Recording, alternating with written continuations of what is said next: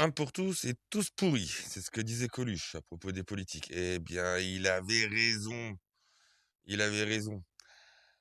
Bienvenue à tous dans ce nouveau numéro de Bordel News. Et oui, et donc on commence justement par cette petite info qui est tombée dans la journée.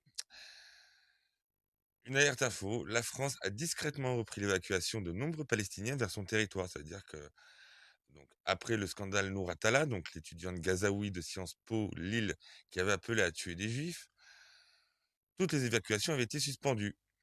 Mais depuis plusieurs jours, elles ont repris en toute discrétion. Après 3 mois de blocage, une vingtaine d'étudiants boursiers. Alors, les étudiants boursiers qui arrivent de Gaza, ils font partie du Hamas, hein, et sinon, non, ils sortent pas de là-bas, hein. Euh, Vu ce qui se passe là-bas, même en ce moment, où justement il y a des massacres en masse. Donc, vous pouvez être sûr que ces étudiants boursiers, euh, cette vingtaine d'étudiants boursiers, c'est le Hamas. Voilà. Ils sont là, ce sont des Rima Hassan en puissance. Mais bon, tout va bien. Depuis le début du conflit, la France aurait accueilli plus de 500 Gazaouis. Alors déjà qu'on a plus de 100 000 Afghans, des millions d'Algériens, de Maghrébins et d'autres musulmans et d'autres Africains qui sont en train de nous pourrir la vie, de détruire le pays, de- Bon, les premiers fautifs, c'est nos politiques, hein, les tous pourris, là. Hein, et je parle de tout le monde, hein, de LFI jusqu'au RN. Pour moi, il n'y en a pas un qui en vaut un autre, hein. Enfin, voilà. Donc, je voulais commencer sur cette petite info, hein, pour notre petit bordel news. Ah oui, une autre info aussi qui est tombée aujourd'hui. À partir du 20 novembre 2026, donc c'est l'année prochaine, hein, vous allez voir, c'est super, vous allez adorer. Le découvert autorisé automatiquement, c'est terminé. À partir donc du 20 novembre 2026, un client devra faire une demande bancaire à chaque fois qu'il a besoin d'un découvert au-delà de 200 euros dans le rouge. Les revenus et les dépenses seront examinés. Le plus modeste serait les premiers impactés. 22% des Français sont en négatif dès le 16 du mois. Voilà. Comment encore plus nous asservir? Comment encore plus nous contrôler? Ils font des conneries avec notre argent et c'est encore nous qui allons devoir payer. Oui, là, lunaire, alors, ça montre un peu le climat, hein, je vais vous faire écouter, vous allez voir. De C'est... survie, tu vois. Écoutez bien, c'est lunaire, surtout quand on sait que ce mec-là, c'est un soi-disant médiateur social. Voilà. Comme je sais pas s'il y a des droits ou pas, et que de toute façon, le visu, je m'en cogne un peu. Hop, c'est parti, je vous lance la vidéo, écoutez bien.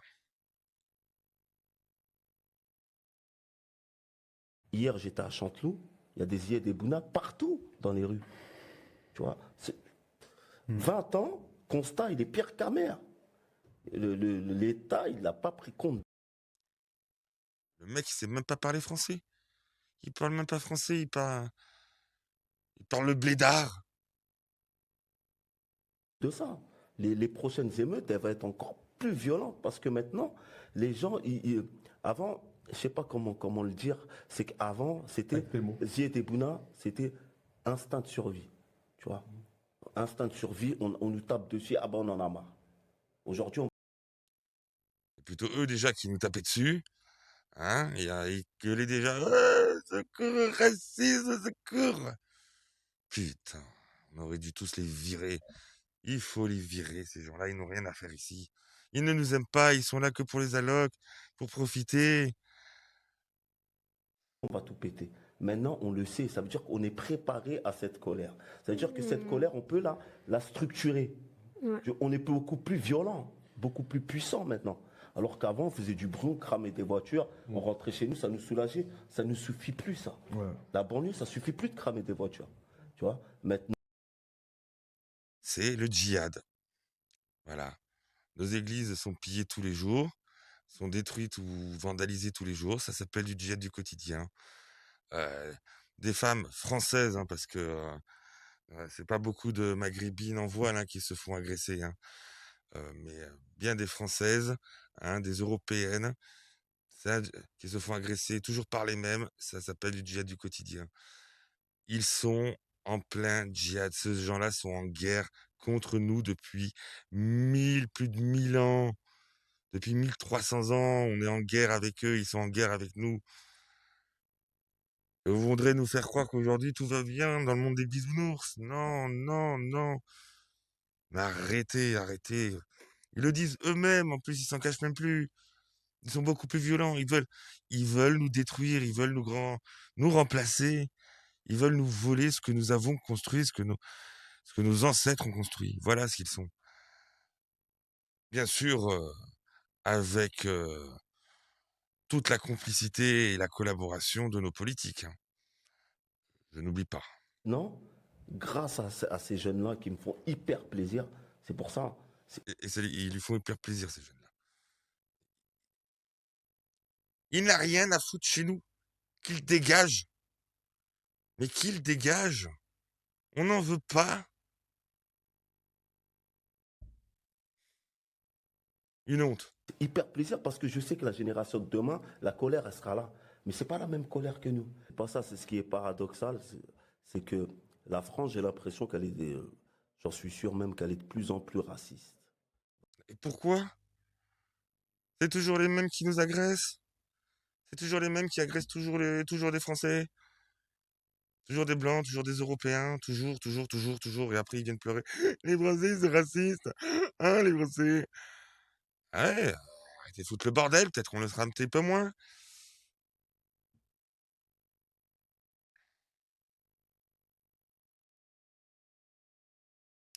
Alors donc, on a les politiques que l'on mérite, hein. Voici donc Aurélien Lecoq. En même temps, LFI, hein, à chaque fois, c'est des pépites, hein. Pas dans le bon sens, hein. Allez, on va écouter un peu, je viens de tomber dessus. Qu'est-ce qu'il nous dit encore, cet idiot? Madame la Présidente, à quoi sert un actionnaire du CAC 40 si ce n'est sans doute à être un parasite qui empêche que l'argent retourne dans l'économie réelle, dans les salaires ou dans l'investissement? Ben non, en fait, justement, c'est lui qui fait tourner l'argent, vu que c'est lui qui investit, donc c'est lui qui crée, ou du moins qui investit dans une entreprise, et en même temps, ben, cet investissement, il aide l'entreprise à créer des emplois, à créer des richesses. En même temps, hein, pour un staliniste, c'est un peu difficile à comprendre. Chacune, chacun, je vous ai entendu ces dernières heures dans le débat, nous expliquer qu'il fallait que les grandes entreprises fassent des bénéfices parce qu'elles faisaient tourner l'activité. La réalité, c'est que les grandes entreprises... Ben oui, hein, oui, oui. Si elles ont, si elles font suffisamment de bénéfices, qu'elles tournent suffisamment bien, elles peuvent augmenter leurs employés tout en réinvestissant pour créer de nouvelles choses et créer de nouvelles richesses. Oui, oui. Ça s'appelle le principe de l'économie, quoi. entreprises du CAC 40, lorsqu'elles font des bénéfices, ne le distribuent ni en salaire à celles et ceux qui... Ben non, non. Quand ils veulent augmenter les salaires, ils doivent payer le double à l'État. Et les mecs. Enfin bref, vous voyez le niveau maintenant des politiques, je suis de plus en plus désespéré là. De plus en plus désespéré. Oui, oui, ça s'est passé ce week-end. Des antifas ont attaqué des membres de la cocarde étudiante de Nantes parce qu'ils avaient organisé un hommage à Lola. Et ils se sont fait attaquer par ces grosses merdes, ces putains de nazis des temps modernes. Voilà. Je vous laisse regarder.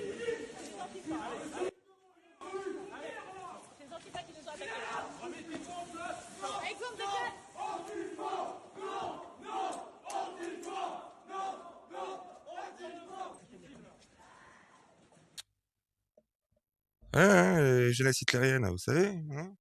Mais c'est pas, renseignez-vous. Les jeunesses communistes aussi. Vous connaissez pas? Renseignez-vous. Après, on viendrait me parler de l'extrême droite. Hein? Putain, c'est vrai que c'était l'extrême gauche. Pas de problème. Le petit moustachu hargnu en Allemagne, c'était l'extrême gauche. Staline, c'était l'extrême gauche. Hein. Communiste, tu peux pas faire plus à gauche. Si, les filles. Mao, Pol Pot, enfin bon, toutes les pires raclures de l'histoire, quoi. À gauche, toutes.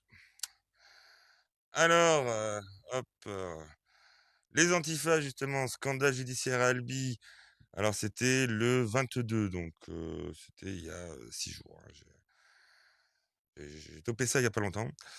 3 antifas jugés pour l'agression ultra-violente de 2 identitaires ayant entraîné 8 points de suture à l'arcade pour l'un, une entorse à la cheville droite pour l'autre et un traumatisme crânien pour les deux, ont été totalement relaxés par le tribunal. Bah oui, hein, c'est normal. Hein. Ils sont du bon côté, ces gens-là, hein, la bien-pensance. Léo Crétin, Lucas Simon et Hugo Felzin, 3 antifas de l'AFA Tolosa, ne sont donc pas condamnés pour cette agression. Le parquet a fait appel. Ça, c'est ce que l'on vient de voir.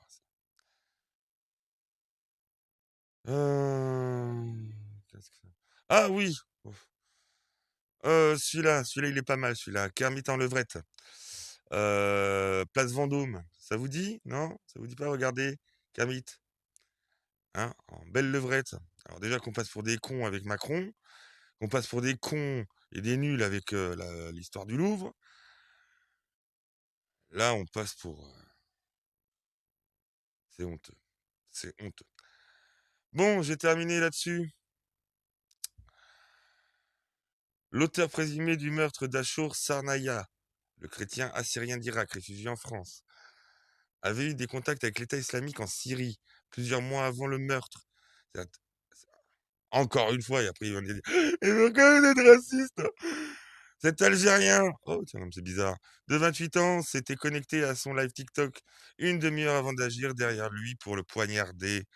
Voilà. Faut savoir que du coup, c'est passé... l'enquête est passée a été confiée au pôle antiterrorisme. Hein. C'est bien une attaque terroriste. C'est du djihad. Voilà. Là, vous avez l'exemple même du djihad. Voilà. Merci Macron. Merci nos politiques. Et je parle de toutes nos politiques. Hein. Des tarés d'LFI jusqu'aux incapables du RN. Sans parler des corrompus et des lâches du bloc central. Hein. Donc merci à eux d'avoir transformé la France en enfer et de faire de nos vies un enfer. Voilà. Bon allez, sur ce, je vous souhaite quand même une bonne soirée. Déprimez pas trop. Tant qu'il y a de la vie, il y a de l'espoir. Et je vous dis à très bientôt.